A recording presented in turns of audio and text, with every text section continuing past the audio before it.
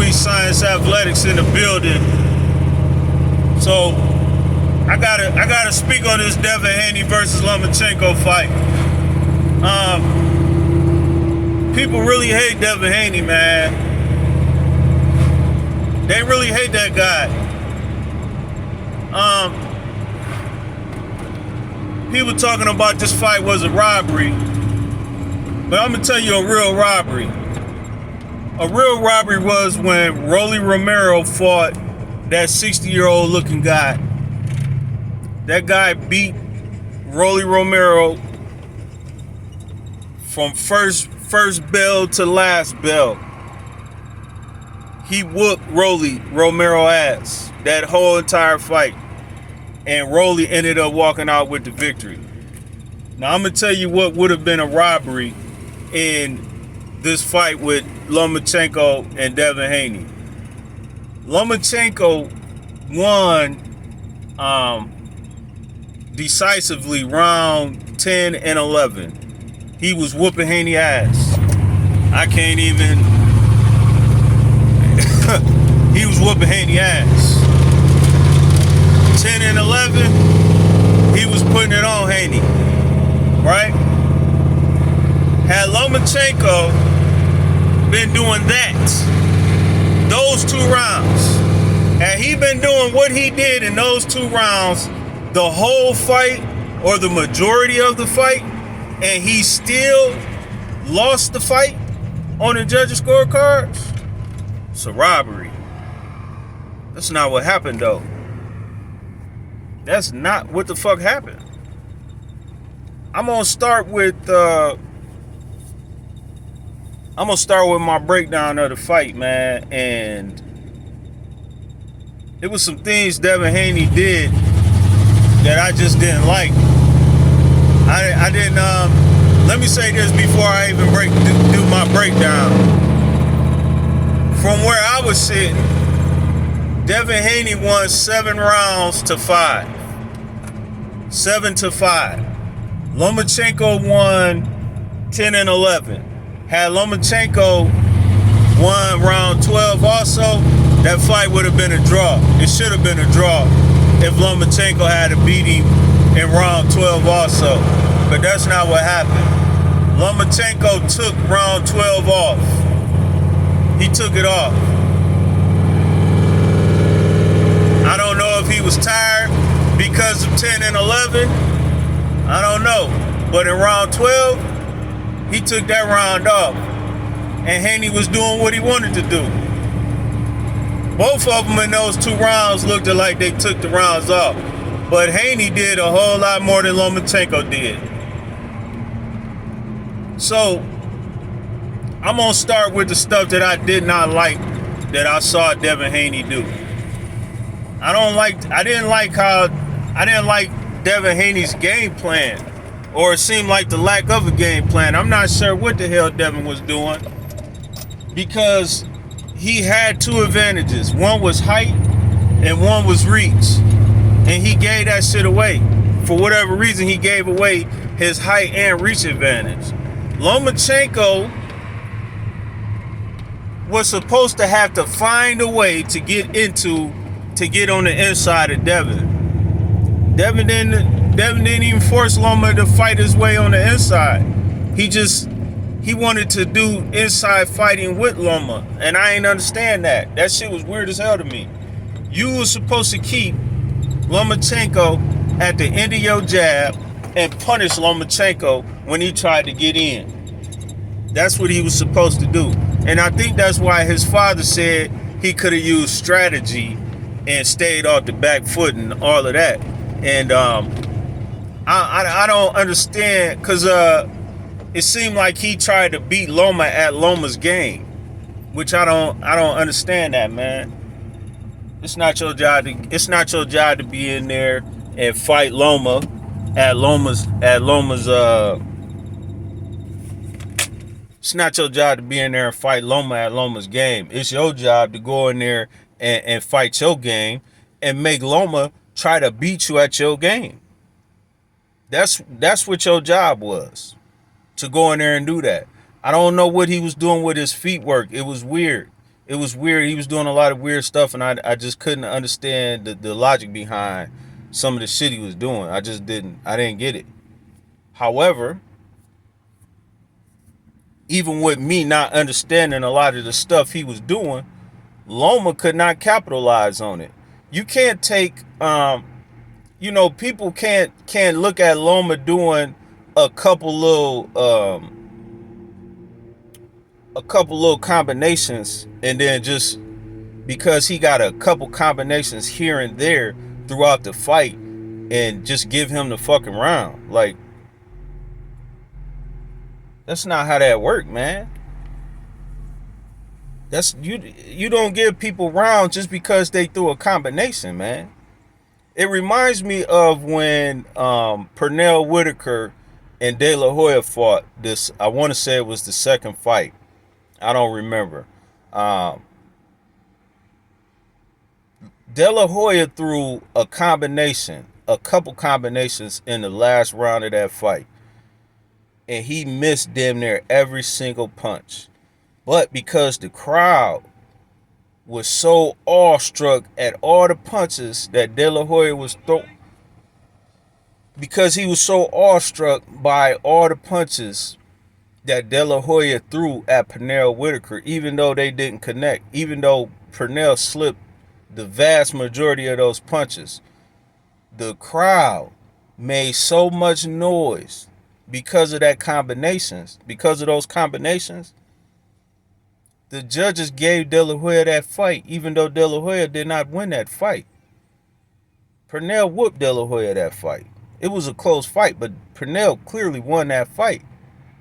But the problem that I had in this fight, man, was that, let's say the announcers, right? Let's say Lomachenko lands a punch, one single punch, and then Devin responds with 2 or 3 of them.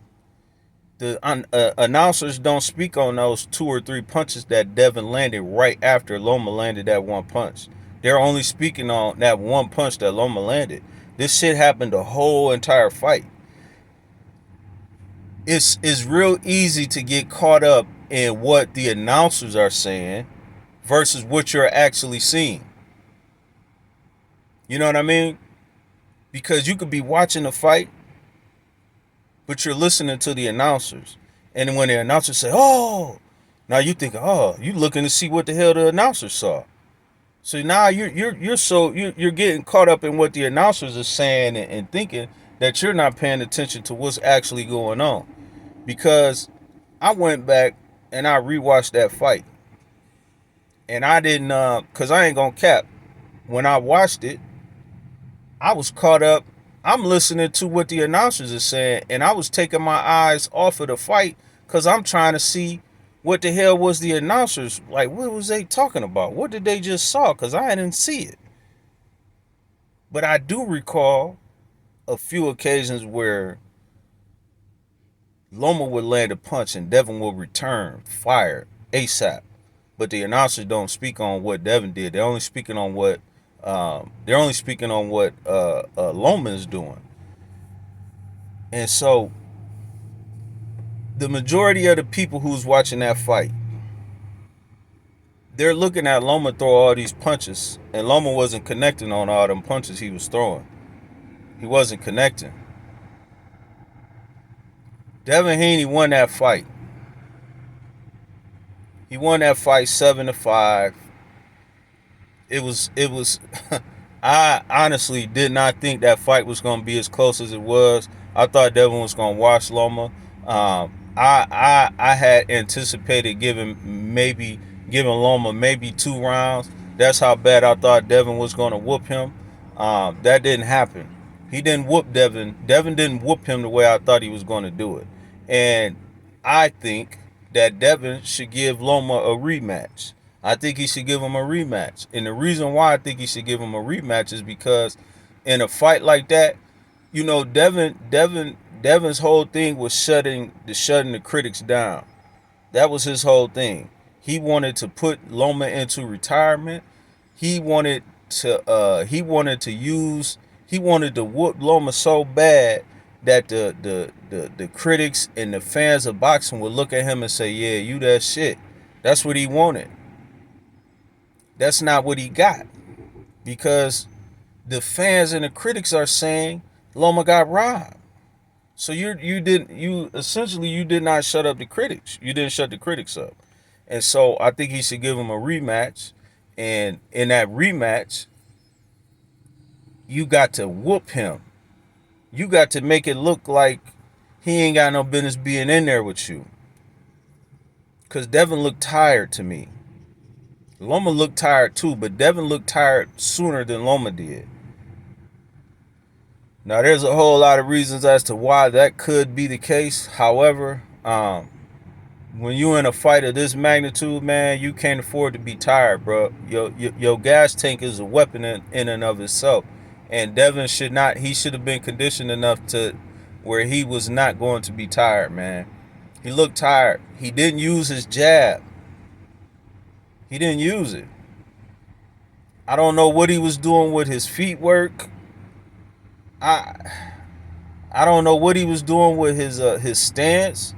All that ducking stuff he was doing, he was putting himself in a line of danger. Honestly, I don't know what the hell Devin was doing, man. If Devin had fought his fight, he would have dominated Lomachenko. But he didn't fight his fight. He went in there, I don't know what he was trying to prove, man. But I need him to give that man a rematch, and I need him to fight his fight. I need him to fight his fight and keep, if he fight his fight, Loma's not going to get no 5 goddamn rounds out of him, man. That was just crazy to me. I don't know what was going on. And hats off to Loma, man. Because I didn't think he was going to do as good as he did. Get a man a rematch. Give him a rematch, and then do what you said you was going to do. You said you was going to put that man out of retirement. You said you was going to put him in retirement. You said you was going to beat him down. And I want you to do that. I know he can do that. I had expected him to do that. But he didn't look good last night. He didn't look good to me, man. I didn't see Devin do a whole lot of stuff from the beginning. Like, it would have been different if Loma was the reason why Haney wasn't doing some of the stuff that he normally does. Haney came into the fight not doing stuff that he normally does. From the first bell, he came into the fight doing stuff he don't normally do. And I just that was weird to me, man. But anyway, like I said, I thought Devin Haney won that fight. He got a lot of hate, man. And I want Devin to give Loma a rematch and shut everybody up. Like, decisively shut everybody up and then move up. I don't think he can stay at 135 anymore, man. It might be a little more difficult than he's letting people on to believe, man. Cause he's speaking on it, but he's speaking on it, but I think it's a lot more deeper than what he's saying, man. He can't. It's hard for him to make that weight, man. So if he can do it one more time, make the weight, I think he should give Loma a rematch to shut Loma down. Just put that whole Loma shit to bed, man, and then go on about his business. Because let's be for real, that fight with Tank ain't gonna happen. Maybe at 140. Tank ain't gonna fight Devin. Shakur, I don't know, man. I don't know if that fight happens. I don't know. But anyway, I'm out, man. That's my take on the whole demo. And yeah.